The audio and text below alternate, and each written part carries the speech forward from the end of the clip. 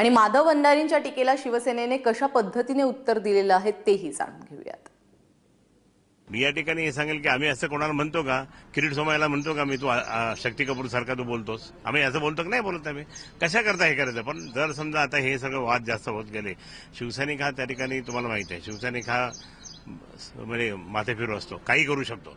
मग नंतर आम्हाला बोलायचं नाही की शिवसेनावाल्यांनी असं केलं तसं केलं, चुप बसायचं। आपण आपली पण पातळी त्या ठिकाणी गाठायची। आपण कुठे, उद्धव साहेब कुठे, आज उद्धव साहेबांनी आमच्यासारख्या मान्य बाळासाहेबांनी माझ्यासारख्या सर्वसामान्य कार्यकर्त्यांना मोठं केलं। तुम्ही आहे का मोठे? तुम्हाला तुमच्या पक्षानेच मोठं नाही केलं। भंडारींची लायकी नाही असं बोलायचं। भंडारीने आपली आपली अवकाश सांभाळली पाहिजे। मला वाटतं सूर्यावर थुंकण्याचा प्रयत्न केला की थुंकी स्वतःच्या तोंडात पडते, एवढं लक्षात ठेवलं पाहिजे। मातोश्री आणि मातोश्रीतील वंदनीय हिंदुहृदय सम्राट आणि त्यानंतरचे उद्धवजी की बात या महाराष्ट्राच्या हृदय सिंहासनावर आरूढ झालेली व्यक्तिमत्व आहे आणि त्या व्यक्तिमत्वांच्या बद्दल बोलताना संयम पाळला पाहिजे आणि कोणत्या पातळीवर बोललं पाहिजे हे लक्षात आलं पाहिजे।